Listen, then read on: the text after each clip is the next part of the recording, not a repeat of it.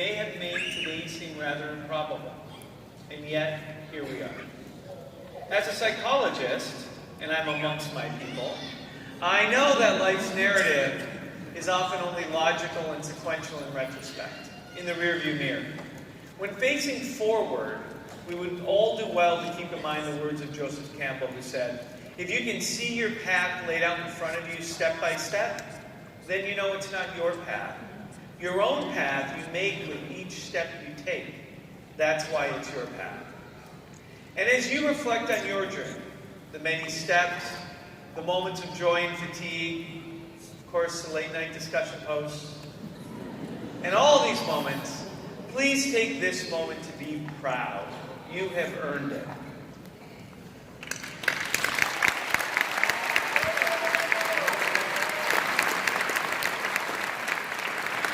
As humans, we crave ritual to recognize moments in which the meaning is deeper and more symbolic than what appears on the surface. And commencement is such a ritual.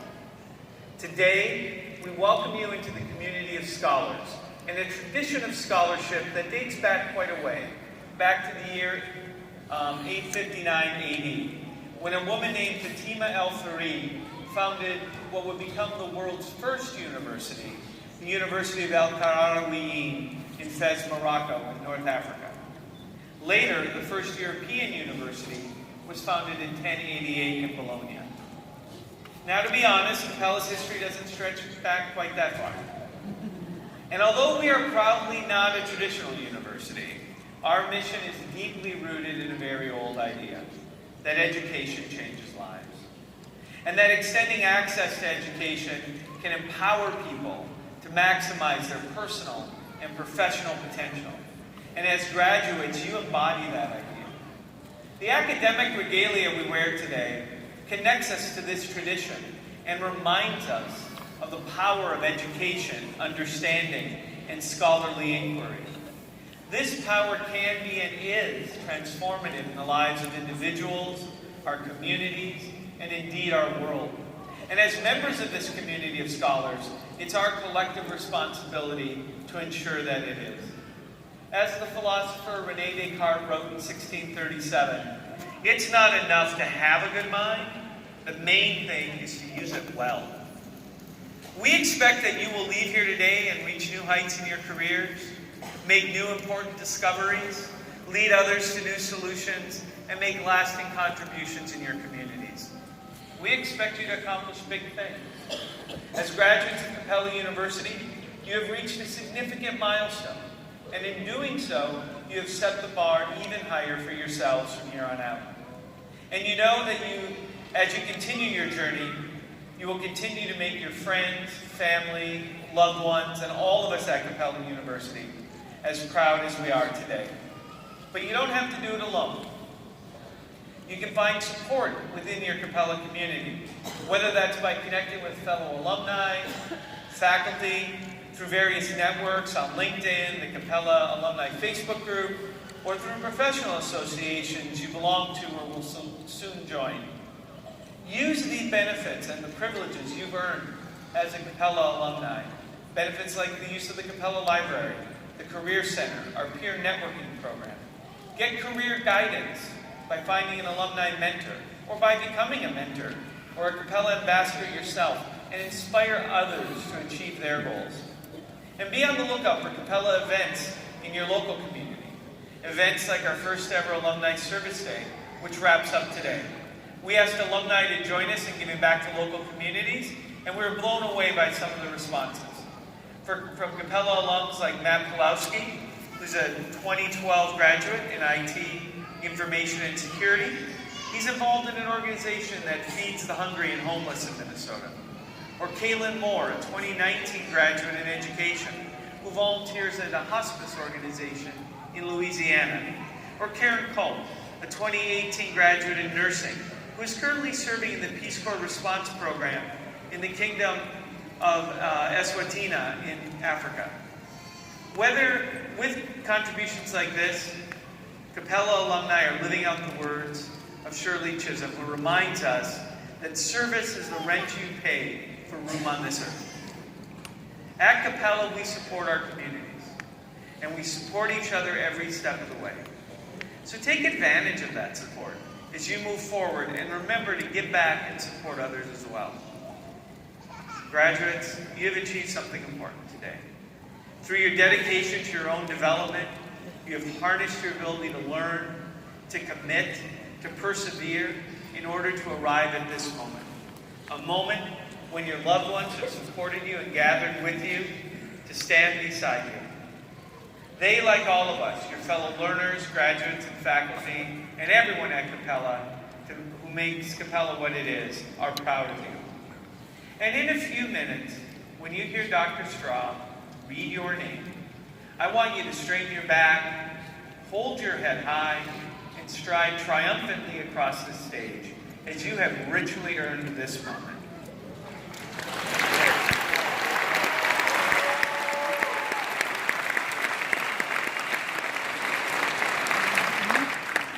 Now, it's my great pleasure to introduce our commencement speaker, Dr. Terrence Roberts. Terry Roberts was one of the Little Rock Nine, who were the first African-American students to attend classes at Central High School in Little Rock, Arkansas in 1954. He has written 2 books about that experience and received numerous awards for his work as a civil rights pioneer. Most notably, in 1999, he and the other members of the Little Rock Nine were awarded the Congressional Gold Medal by President Bill Clinton. Dr. Roberts has also had a significant career as an educator and academic leader at institutions including Pacific Union College, UCLA School of Social Welfare, where he served as an assistant dean, and Antioch in Los Angeles, where he served as core faculty and co-chair of the master's program in psychology. He has also worked extensively outside of academia, serving as the director of mental health at St. Helena Hospital and Health Center, and most recently in the private sector as principal of the management consulting firm, Terrence Roberts Consulting. Ladies and gentlemen, please welcome a civil rights icon, author, speaker, and leader, Dr. Terrence Roberts.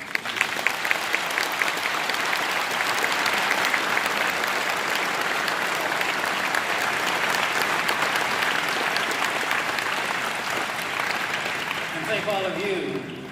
It is my pleasure indeed to be here. Whenever I'm called upon to address graduating classes, I wonder, what can I say? What title shall I give my talk? And I came up with this one, In Quest of True Education. Immediately when I saw that, though, I thought, well, these folk have already started that quest. What more can I add? And then it became apparent to me when I listened to the voice of Mahatma Gandhi, who said to all of us, live as if this is your last year of life, but learn as if you will live forever. So it all began to make sense. We need to be taught to study rather than to believe, to inquire rather than affirm.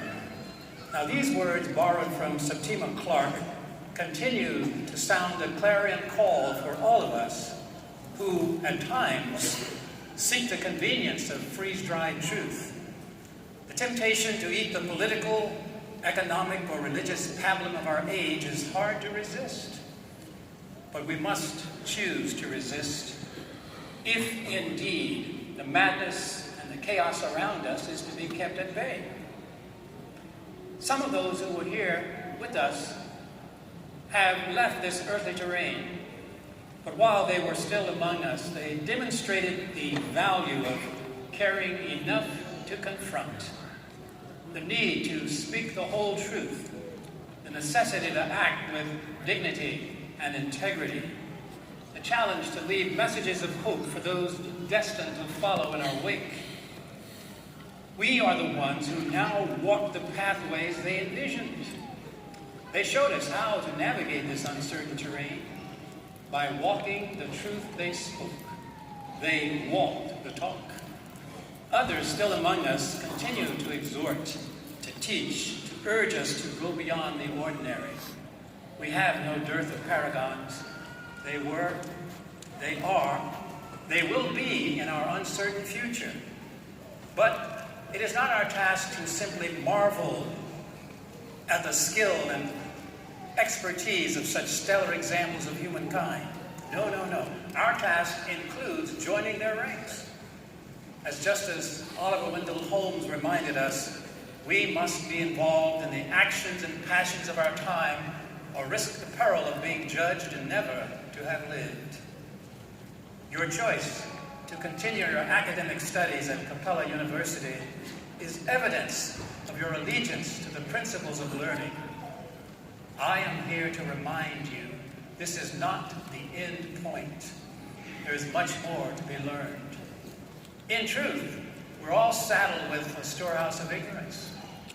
I am particularly aware of my own. As I arise each morning, I know my first task is to learn something new. To that end, I'm a member of the Word of the Day Club. Just saying. In your quest for true education, you will leave no stone unturned, no question unanswered, no opportunity to learn left wanting. This notion was presented to me first by my parents, and I imagine it is true for most of you. My parents presented this whole thing as if they were serving some delicious morsel, and they urged me to partake, to feast, to gorge, if you will. This virtual feast was on the menu in the segregated school system in Little Rock, Arkansas, where I began my formal education. I came face to face with this organized public education policy for black students in the midst of this pernicious parody of equality under the guise of separate but equal. Black teachers and administrators did their best, their utmost to extol the virtue of excellence. And they told us that we had to be persons of excellence. Now, as students in these colonized enclaves, spaces designed to extinguish any desire to reach the heights of academic success, we were the beneficiaries of the collective will of the black educators who pushed hard against the system and urged us to take education seriously, to embrace the concept of excellence, to learn as if our very lives depended upon it. And in so many ways, that was true indeed. And we responded to their heartfelt invitations. We learned to love to learn.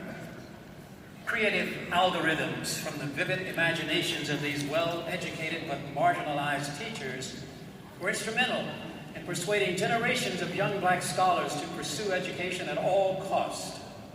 Coincidentally, in so doing, they modeled a way of life designed to keep the flame of learning alive. Barred from the professions for which they had trained, they accepted the positions of teacher, principal, counselor, and instructor in segregated school systems, and they poured their collective expertise into us, their willing subjects. This was a form of giving back. Even though this cadre of disappointed adults, barred by law and custom from participating fully in their chosen arenas of learning and forced to accept meager compensation on top of it, found ways to give back without allowing those circumstances to determine outcomes. I invite you to consider your own invitation to give back to those who will follow in your footsteps.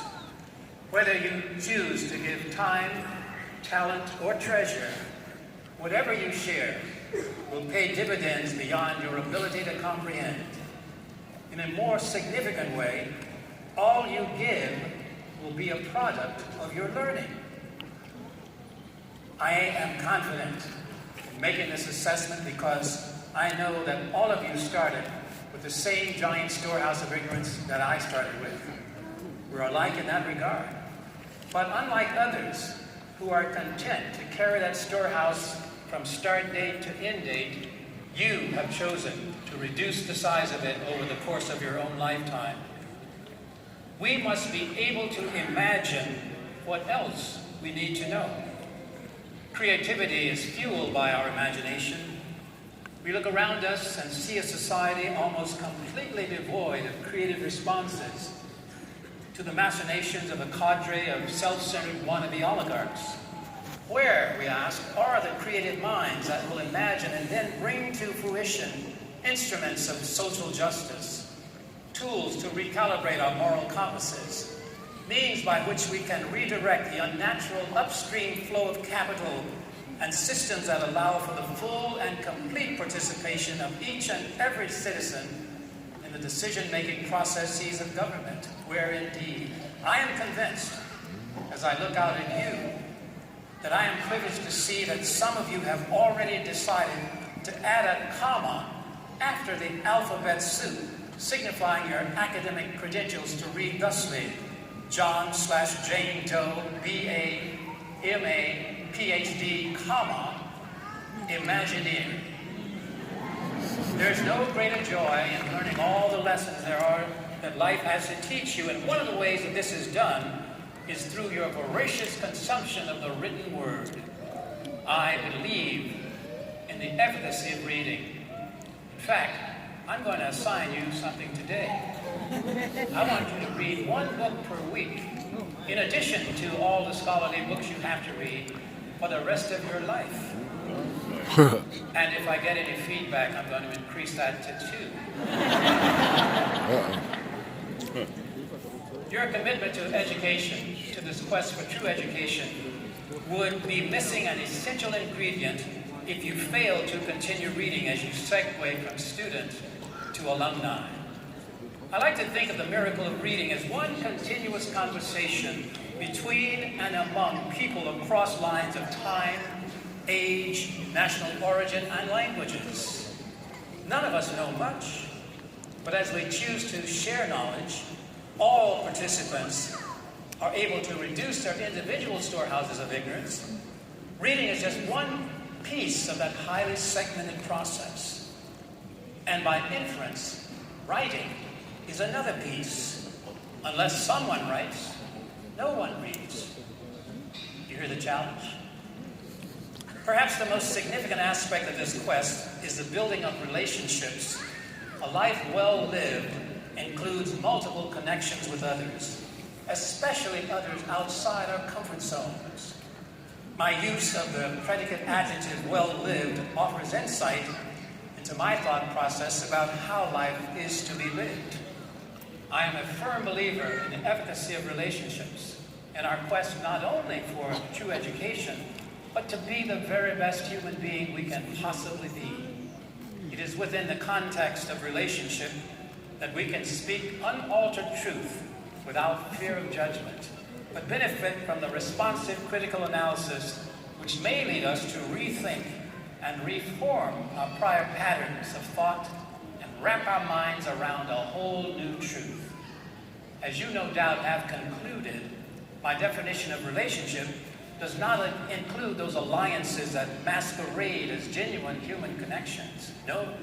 To me, relationship is most succinctly defined as that sacred bond where truth is the only acceptable spoken word. In this context, it is easy to imagine growth occurring at maximum speed for all participants. And given the short tenure of life as we know it, why not feast on the yeast of relationship? And, in a nutshell, it is the essence of the topic we've chosen for today. This quest for true education is no more and no less than a quest to live life to the fullest extent possible. There are many ways to express this same sentiment, but however you fashion it, you are talking about finding the options that allow you to make the most significant contributions to humanity, while at the same time treading the pathways of life and dealing with all of the obstacles that will most certainly be placed in your pathway. I trust that you have considered the value of extending your quest for true education, and that you will pledge your allegiance to that notion. Trusting fully in my judgment that this is the case, I will end my discourse with these closing remarks. And a man said, "Speak to us of self-knowledge." And he answered, saying, "Your hearts know in silence the secrets of the days and nights, but your ears thirst for the sound of your heart's knowledge. you would know in words that which you have already known in thought. Say not, I have found the truth, but rather, I have found a truth. These words from the prophet do indeed